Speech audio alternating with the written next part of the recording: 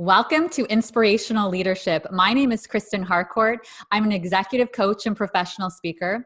I created this podcast to talk to progressive CEOs, strategic HR leaders, and forward-thinking experts who are passionate about leadership and creating positive workplaces. I am super excited, as I always am, because I've chosen these people to be on this podcast because they're amazing. And today's guest is Orlando Bowen. Orlando is a keynote speaker, and he's also the executive director of One Voice, One Team. Great to see you today, Orlando. Great to see you, Kristen. Excited to be here. Awesome. So let's get right into it. Orlando, when you hear inspirational leadership, what does that mean to you? When I hear inspirational leadership, I think about leadership that goes without saying. I think of folks who, by their actions, you get a snapshot of what the aspirational goals of the organization or the company is. So, sometimes when companies or organizations launch new initiatives and they're like, okay, these are our goals and this is how we want to, come across to our clients and those whom we serve. We want to demonstrate these things. And I always say, if you can point to someone who embodies that which we aspire to, then that is the most powerful type of way to lead and to have inspirational impact. Beautiful. And so that makes me think for you, Orlando, who have been some of those people in your life that were really mentors and they embodied those types of leadership characteristics? There have been a number over the years. I've had some amazing coaches, amazing teammates, colleagues that have consistently gone above and beyond what it means to show up as a teammate. But I think ultimately it's that modeling started at home for me with my parents. And, my mom working full-time 40 hours a week while studying nursing as a full-time student. My dad working 3 jobs, Monday through Friday, and driving a taxi on the weekends just to try to give opportunities, right? So I think about those individuals. I've got some folks who are in the speaking space who also share, they're also giving, right? So willing to go out and serve, and business leaders whom we've worked with and come across over the years. So there've been a number of folks, my parents being the ones that I think they set the tone. And then I've had some amazing coaches and colleagues along the way as well. Yeah, that's fantastic, because if you think about your parents, they're modeling it when you're young and as you're growing up and you spend so much time around your family. I always say your family and your teachers can have such an impact, because as a little kid, that's who you're watching and you're seeing all the time. And I say to so many people, listen, don't keep telling them what to do, show them what to do, because they're watching you, and actions always speak way louder than any words ever can. 100%. 100%. You brought up teachers too, right? And I've had some very transformative educators who they planted seeds, right? They said certain things and it didn't often resonate in the moment. We're into 2020 now, and we're talking about that. I often say that 2020 happens in hindsight, as you reflect on some of the gems that have been poured in over the years. So thank you for bringing that aspect up. Yeah, some of those teachers, I'll never forget Madame Farage. If you somehow hear this, my grade 2 teacher, she left such a lasting impact on me. And it really was because I really felt like she believed in me and she showed me things in myself that I couldn't see. And those individuals, they're sometimes those guiding lights that really show you things that you might not have seen. So I'm curious, Orlando, when you think about One Voice, One Team, what made you decide to start that organization?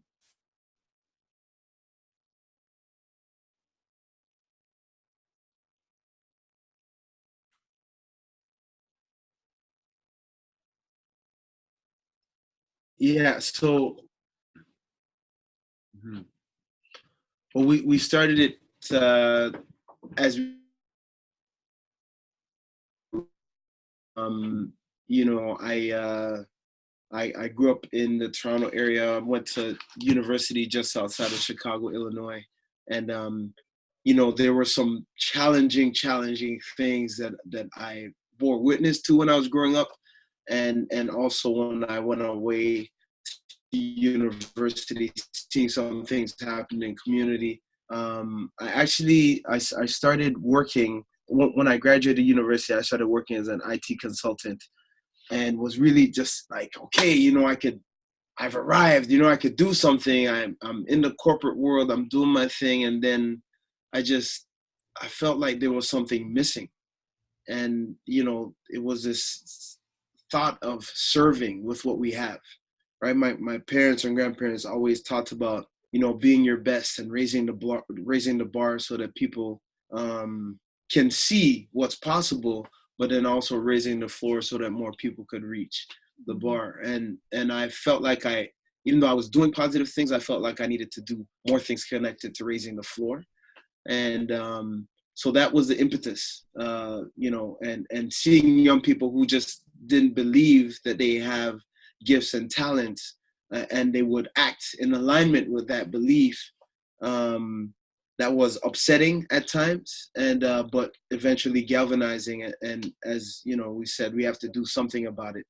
And I got involved in a lot of different service activities. I was working with police services, training police in racial sensitivity. I was doing work with sick kids, homeless youth, refugee families, just trying to figure out how I could best serve. And it ended up that the calling was, to equip and empower young people. And we've done that through One Voice, One Team youth leadership organization. Wow. And I love how you kind of, I did this and this and this. Like you have so much beautiful humility. I love that. That's one of the things I really, really appreciate about you. And a reminder to all the guests, like we all have an opportunity, and everyone listening right now, to be of service and figure out what's that thing that you feel passionate about. Because I love what you said there, because sometimes you experiment with one and it just doesn't feel just doesn't connect as well, right? So it's experimenting and trying different ones, and then you feel something where, there's a spark in you and it just feels aligned. Yeah. So I love that you have mentioned that, because I think sometimes with volunteer work and when people are wanting to give back in that way, maybe they try one thing and it just doesn't really align for them, and then they just think, oh, I'm not going to do any of this serving or get involved in these kind of organizations. We'll try another one. Sometimes it's 2 or 3 before you find what's really right for you. Absolutely. And I always encourage people to give fully of themselves. Like, so you want to give every opportunity its chance. So when you go in to serve with all of you, right? Don't serve thinking, I don't know if I should be doing this. Just serve. And some of the things some of the activities or tasks that you'll be involved in, maybe they won't resonate with you, but that's good to know as well, right? Because that helps you chart the path going forward in terms of doing things that feed your spirit, but also make a difference. Yes. It's like the breadcrumbs. Keep following the breadcrumbs. They lead somewhere. So what have been some of the results that you've seen with this work that you've done with One Voice, One Team? Well, there's been a lot of, especially as of late, we've been doing the work now for over 10 years, close to 15 years. Wow. As you know, I speak corporately, and the corporate work that we do helps to support the work of the charity. So we actually have some of our corporate partners that sponsor kids to go to camp, or sponsor programs or assemblies at schools, but they also come out and they build houses with us and the young people. So not only do we talk about making a difference, talk about the possibilities, we also take young people out, and we have an amazing team, and they build houses through one of our partners, Habitat for Humanity. They feed homeless, they plant trees, they work with refugee families, so that the young people start to see themselves in positions of contribution and leadership. So it's been extremely powerful. We had a situation with a young lady. They couldn't get her to go to school. They tried a number of different tactics. They sent in family services. It didn't work. But the principal came up with this idea. He knew that she loved to wear hoodies, sweatshirt hoodies. And so he, one day when One Voice, One Team was going to be at her school, he said, I'd like you to come in. I've got a hoodie for you. All I need you to do is sit through this assembly. At the end of the assembly, no questions asked. I've got a hoodie for you. So she sat through the assembly. We poured out about giving back and about making a difference and about the possibility to join the movement, which meant that joining the movement would mean that they would go out and serve with us and plant trees and make a difference. And the young lady put her hand up to join the movement. And at the end of the assembly, she got her sweatshirt. And again, she hadn't been in school for a few weeks at that time. She had been there a few days that entire semester. But the next day she came to school in a hoodie. And then the day after that, she came to school in the hoodie. And the day after that, which was a Friday, she came to school in the hoodie. And so the principal called her in and said, you know what? I've got a few more hoodies for you. So he gave her 3 more. And so that was 2 years ago. She hasn't missed a day of school since. And she hasn't missed a service opportunity since. And she just won the award for the highest mark in geography, the highest mark in history, and the principal's award. And her mom and the young lady and the principal are just talking about the impact that perspective can have on a young person and the people around her, because of her whole friend circle and in terms of how they think, and her family in terms of thinking what's possible for her has shifted. So it's been, that's one example of, someone who has really taken it and, is living it out. Right. Wow. So yeah, it's been a lot of fun. And there are many stories like that. Not that we say that this is what's going to happen, Yes. but it happens. Wow, that's incredible. What an amazing story. I'm curious when we talk about some of the things that you talk in your keynotes around forgiveness and resilience and teamwork. Talk to me a little bit about forgiveness. What have you experienced on your journey that has led you to speak a lot about this in keynotes? Sorry, I think I might have got there. Yeah, I got a little cut off there. So tell me a little bit around your journey of forgiveness and how you've become passionate about this mission through your keynoting. Yeah, absolutely. So I've always been, raised to serve, right? To give back. You do what you can and you make a difference. And I've also always wanted to be a dad that, and a dad that was present. You and I before the podcast, we're talking about our families and kids and such, and that's a real passion place for me, because I recognize the sacrifices of those who have gone before us, right? So I've always, since I had an opportunity, I did an undergrad in marketing, a master's in IT, started working as an IT consultant, but wanted to give back and serve. And started doing that, and professional football gave me that opportunity. So I was, playing linebacker in the Canadian Football League, and, passionately going out and doing my thing that way on the football field, which gave me opportunities to go into community and serve. And I mentioned some of the folks whom I was working with before: police services, community organizations, young people, sick youth, homeless, families in crisis, families transitioning to the country, and, just trying to figure out where I could add the most value. And so I was doing that while playing, and, was going into my 5th year as a pro athlete, and signed a contract extension. And we had a 1-year-old at the time. He was Dante. And I remember, so as you know, football is a very physical sport. Yeah. Right? That's an understatement. But it's a very physical sport. And often ask, like, when you do something one day, something very physical, and the next day you're really sore. Yeah. So it was, I had that feeling of being really sore was like every day after a game, right?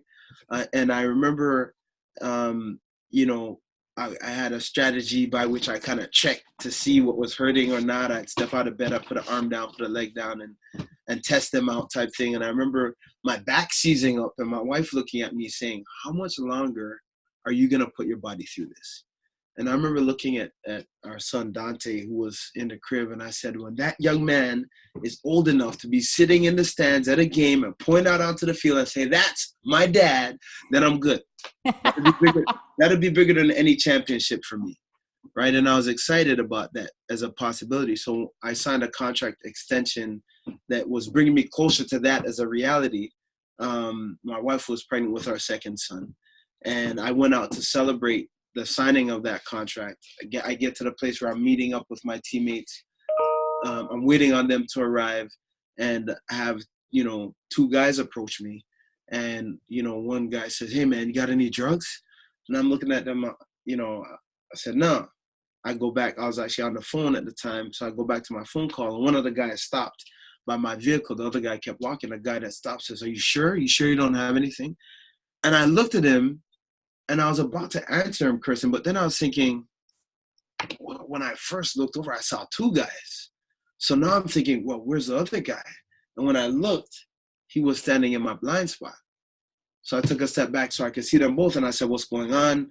And long story short, they were both armed with guns. They grabbed me. They started to beat me and beat me and beat me till the skin on my head split. And yeah, it was crazy. I remember laying on the pavement, and I could feel the blood running out of my body. And all I could think was, I can't believe I'm going to die like this. There are all these things that I was supposed to do, and I didn't even teach Dante how to tie his laces yet. And, there's all these things that in my mind as a father, as a husband, as a community advocate, I wanted to do, and I felt like all of those things were going to die with me that night. It turned out that the two gentlemen were two corrupt undercover police officers who happened to work for the police force that I worked closely with. I was their spokesperson. I did a lot of work in the community with them.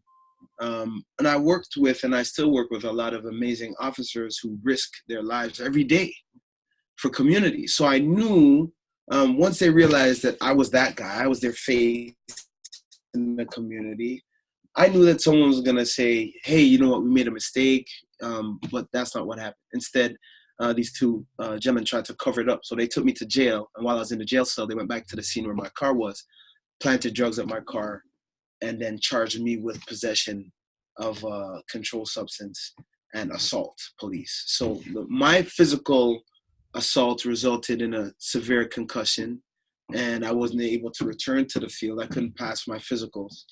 But the bigger challenge were the charges, because I couldn't, there are so many things I was, even places that I was serving that reached out and they said, hey, we heard about what you're going through. We wish you all the best, but please, you can't come back here because we can't have people like you talking to our staff or talking to young people.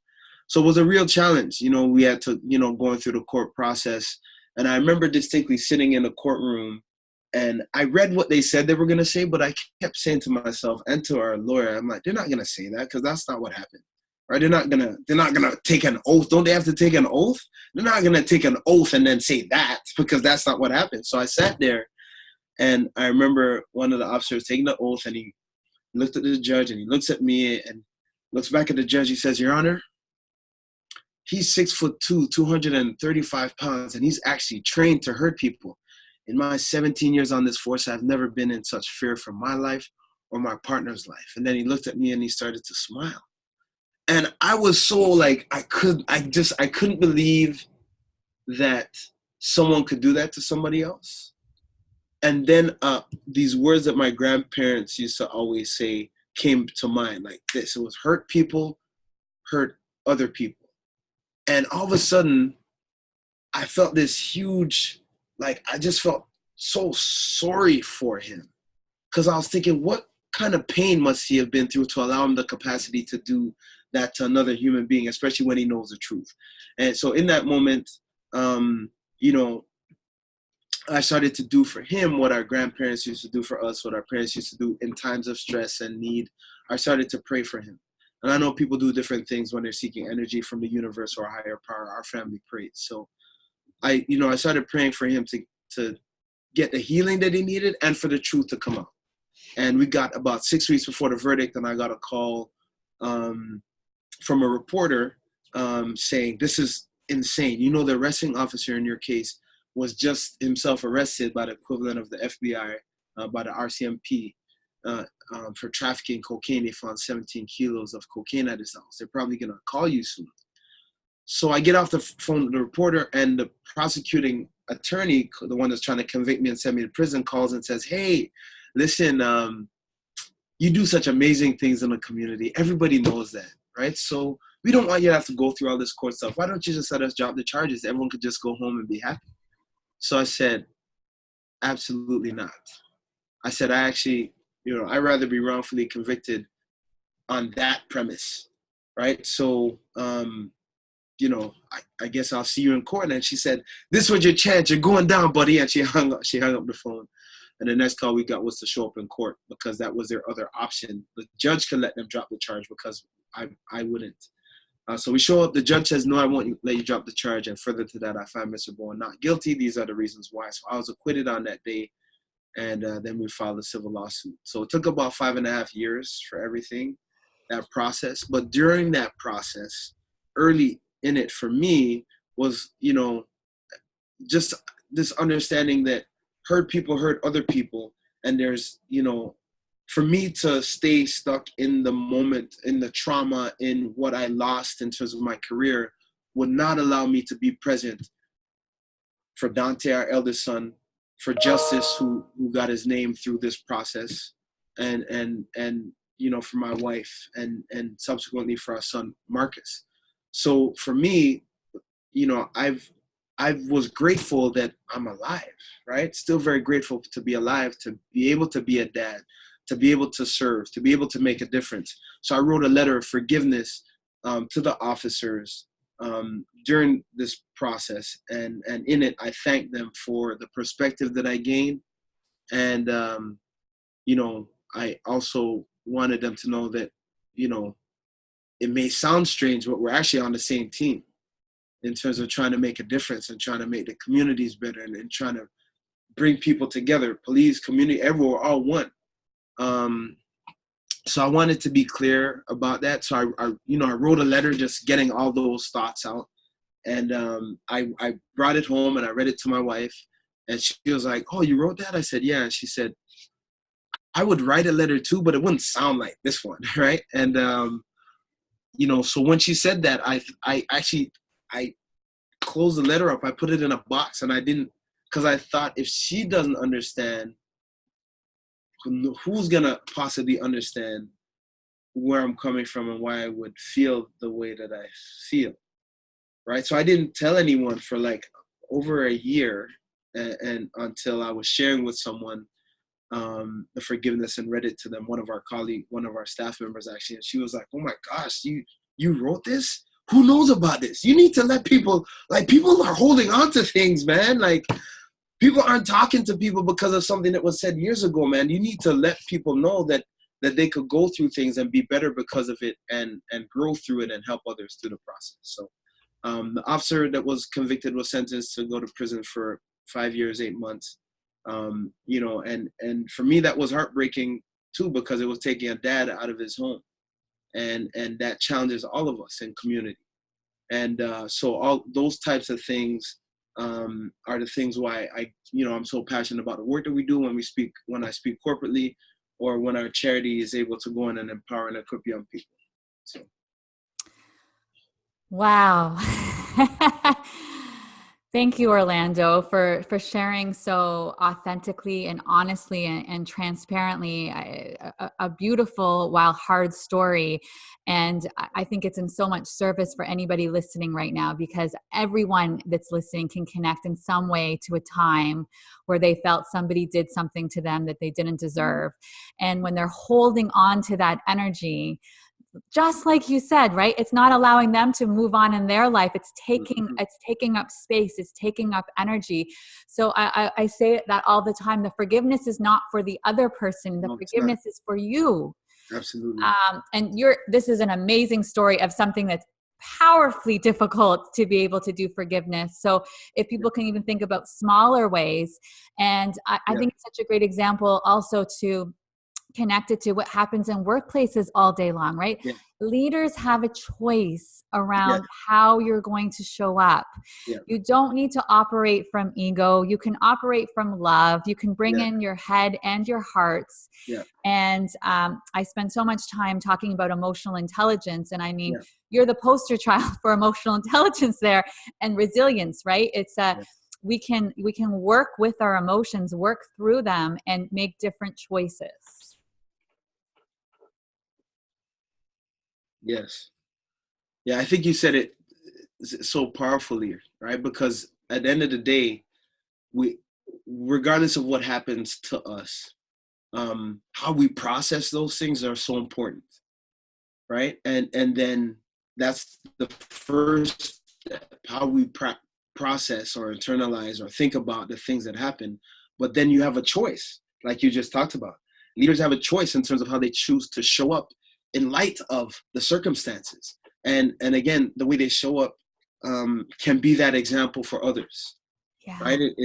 But it's a learning too, right? Like you're not always gonna be like, okay, all right, this thing happened and I'm ready now. Like there's times that are hard, right? There are times for us as a family where I remember sitting on the couch and while we were going through the whole court thing and I couldn't work, it was very difficult to find a job. And my wife was like, "Are you okay?" And I'm like, "Yeah, I'm just gonna watch a little bit more TV." And she's like, "Okay, I'm gonna go up to bed." And as she left, I remember I'm grabbing the sweatshirt like a pillow. I remember grabbing a pillow and I was just like, "Oh!" I just screamed into it because I didn't know what was gonna happen next. Yeah. Right? I didn't know what life had in store next, and I felt like I wasn't I felt like I had zero control. And that was a challenging place to be. I knew that all I had control over was how I thought about things and the next action that I chose to take in terms of how I was going to show up. But sometimes life is like that, right? So it's not rosy, it's not always easy, but we have gifts to bring to the table, and sometimes those gifts come through some of life's most challenging moments. Yeah, and Brings them up. I think that's such a great example of reminding everyone around self-compassion, right? We're not going to ever be conscious 100% of the time, right? We're not. I mean, there's apparently some people who are enlightened human beings somewhere in the world that might be able to be 100%, but most of us, we're perfectly imperfect. And I also love what you just said there is giving space to process the emotions. It would not be normal if you didn't have that there and needed to like yell into the sweatshirt. That's perfectly healthy. That's Yeah, perfectly normal. yeah, So to be able to have that space and to be able to understand that there's going to be some days that you show up as the best version of yourself. There's going to be some days where you didn't necessarily do as well, but it's what you learn yes, through the process. yeah, absolutely. Ah, Orlando, we could talk all day, and I'm like this with all my guests because you're fantastic and phenomenal, and just such an amazing human being. Just as we close off today's episode, any final words that you'd want to leave with our audience? Yeah, I mean, I think about the power in how we decide to show up, um, and giving yourself space to not be perfect, right? Like, but if you do your best with what you have, right? Even when you're not feeling your best, but you're still going to give your best. Um, that's okay, right? Like because it's a journey, and if we and sometimes things don't make sometimes things don't make sense in the moment. And this whole notion around 2020 vision. For some of the things that I've realized, the crystallization of those understandings happened well after the thing. And when I was in it, I was just like, what the heck is going on right now? Like, this makes absolutely no sense. I'm the spokesperson here, right? How is this happening? So it's okay sometimes when things don't make sense, right? And don't beat yourself up or spend a whole lot of time like, I got to figure this out. Sometimes it just, in the moment, the dots won't connect, but in hindsight, they will. So keep going and giving everything that you have. Surround yourself with amazing people like the one and only Kristen Harcourt. and others, no, for real, though, that will encourage you, who will inspire you, and will equip you with tools in your toolkit so that you're ready for life's challenges, or as ready as we can be. And I'm so grateful for the work that you're doing and for this opportunity to serve alongside you. Oh, thank you so much, Orlando. My heart is very full right now. And such a great reminder, who are you spending time with? And if you're not spending time with people who are empowering you, you have an opportunity. Again, it's a choice moment to surround yourself with different people.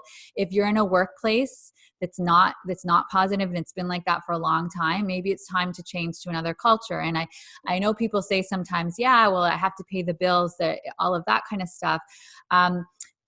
There's a lot of possibilities. Sometimes we just have to expand, right? Mm-hmm. So the more you can expand and surround yourself with other people who might also give you ideas and new opportunities and new options. Yes, beautiful. Thank you so much for being here, Orlando. Wishing you an amazing 2020. Let's go. We're in it together.